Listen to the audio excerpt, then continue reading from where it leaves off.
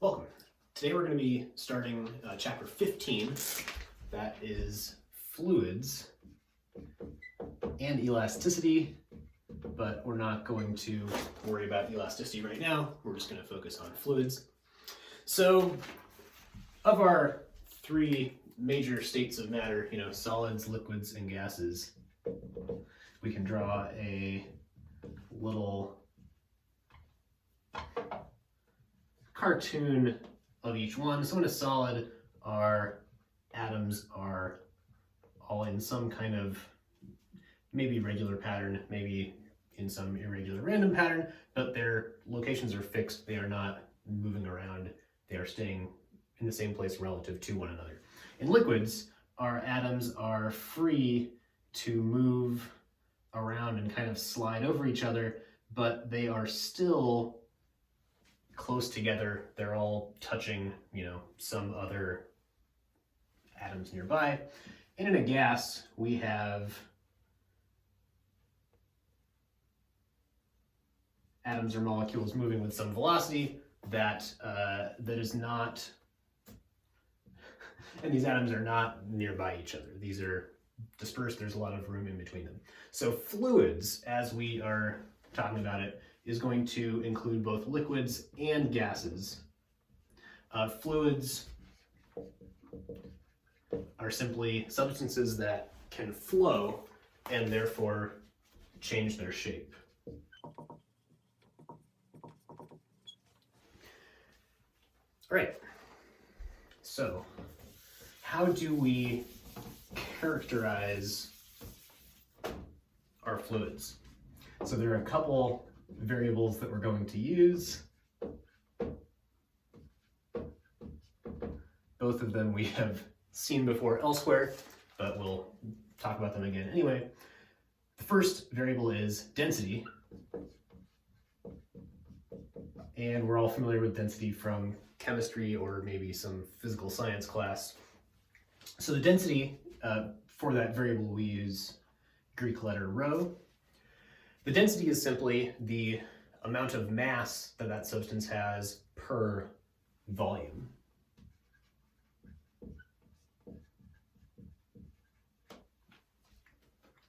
Our SI units of density here are different than is used in some other classes. So our SI units of mass are kilograms, our SI units of volume are cubic meters. So our units are kilograms per cubic meter. This is different than the other units we might use, grams per milliliter or grams per cubic centimeter, by a factor of 1,000. So here's a little table of densities of different substances. So air has a density of about 1.2 kilograms per cubic meter at roughly ambient conditions.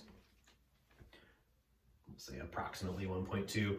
Water, which we might have previously thought has a density of 1, has a density of 1,000. So 1,000 kilograms of mass per cubic meter, right? That is 1 metric ton of water that fits into one cubic meter of volume.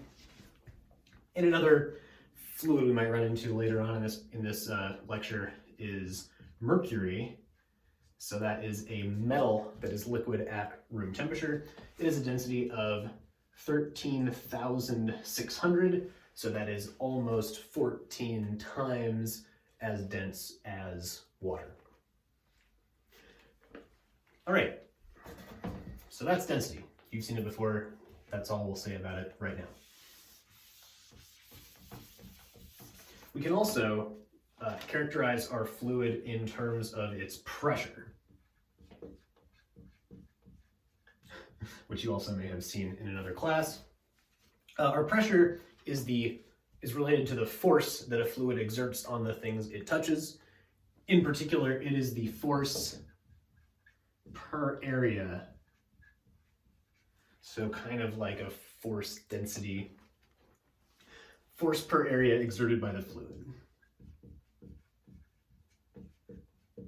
And it can be exerted by the fluid on the walls of its container, or by the fluid on a different fluid next to it, or by the fluid on itself, on another piece of that same fluid. So all of these things happen, and all of these things we're going to be talking about at different points. So our variable for pressure is P. The book uses lowercase p, other books use capital P. In some cases, it doesn't really matter. It's the only P we have right now. So this pressure is force divided by area, and consequently, if we want to know how much force is exerted by a pressure, then we just multiply the pressure by that area, right? So if we multiply both sides of this by A, we get P times A equals F. The force is the pressure times the area that that pressure is acting over. Our units of this, our SI units of this, are units of force over units of area. So that is newtons per square meter. And that is given its own name. That is called the Pascal, after Blaise Pascal, and abbreviated capital P, lowercase a. It turns out 1 Pascal of pressure is pretty low. There are lots of other pressure units that have more or less convenient sizes depending on what you're doing. Some other units that we may encounter, or you may encounter in other labs, include millimeters of mercury, abbreviated mmHg, the torr, which actually is another name for the millimeter of mercury, the bar, and in like American units, we have PSI, pounds per square inch, right? So that is also a force divided by an area. And the atmosphere, most importantly among these, which we will talk about in a little while.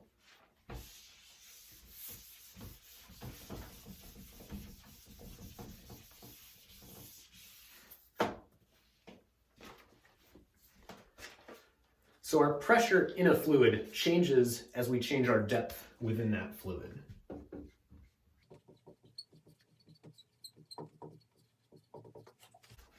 And so this is called the hydrostatic pressure.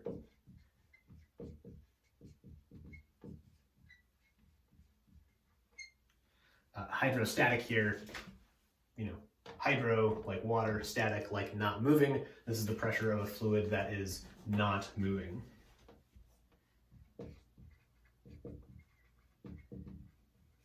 If the water is moving, or if the fluid is moving, whatever it is, we have some other considerations that we'll get to in later lectures. All right, so this hydrostatic pressure we can kind of think of as coming from the weight of all of the fluid above you. So if you're at some depth, there is fluid above you, and you feel the weight of that fluid if you are below it. This happens in any fluid, including our atmosphere. We'll talk about gases momentarily.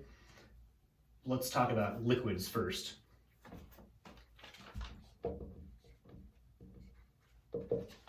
So for a liquid, we can use the following equation. Our pressure at some depth is equal to P naught plus rho g d. So P naught here is our pressure at the surface of that liquid. I'll draw a picture here momentarily. P naught is our pressure at the surface. Rho is our density, g is 9.8 meters per second squared if we're on Earth.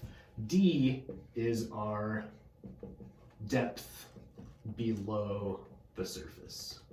So if I was to draw a picture of this, maybe it would look something like this. Here is the surface of some liquid, maybe a swimming pool, maybe the ocean, whatever. The container here does not matter.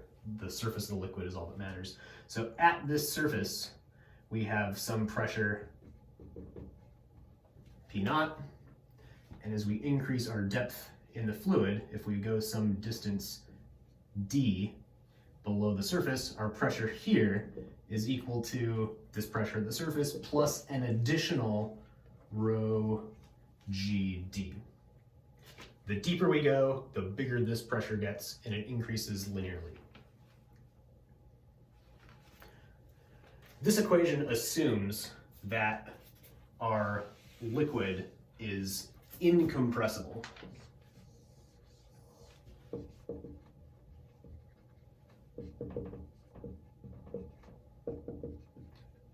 Meaning that it cannot be compressed, or in other words, the density rho is constant as we change our pressure.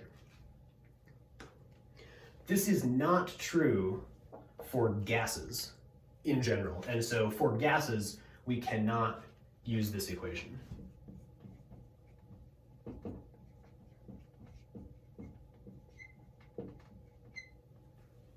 Because they are compressible. But let's talk about gases at least briefly. So the idea for gases is the same. As we increase our depth within a gas, the pressure does increase. And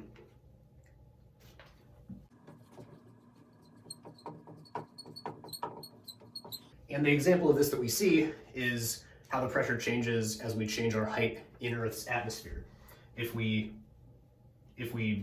increase our height, climb some mountain, or go to some place at a higher altitude, the air pressure there is lower, and in some cases significantly lower than the air pressure here. So that actually brings us to the next thing I wanted to talk about, which is atmospheric pressure.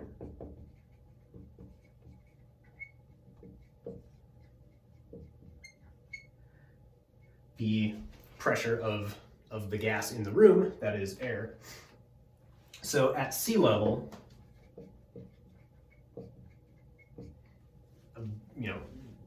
and this is somewhat depending on weather. Weather can change the air pressure, but under standard conditions at sea level, the pressure is equal to 101.3 kilopascals, that is 101,000 pascals.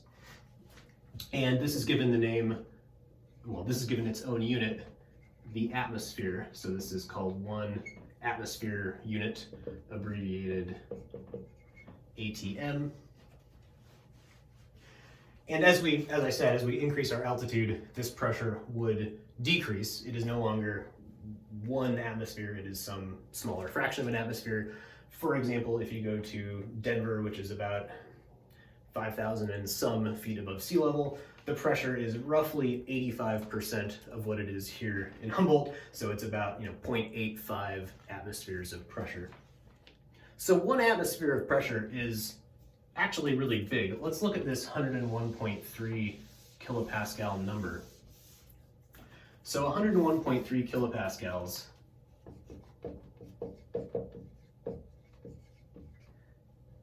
means that if I have 1 square meter, it feels a force of 101,000 newtons. This is a really, really big force. For something maybe a little easier to understand, the area of this sheet of paper, so normal notebook size, notebook paper size piece of paper,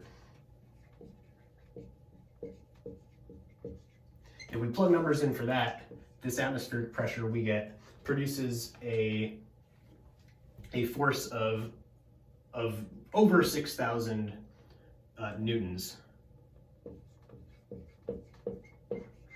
which is the weight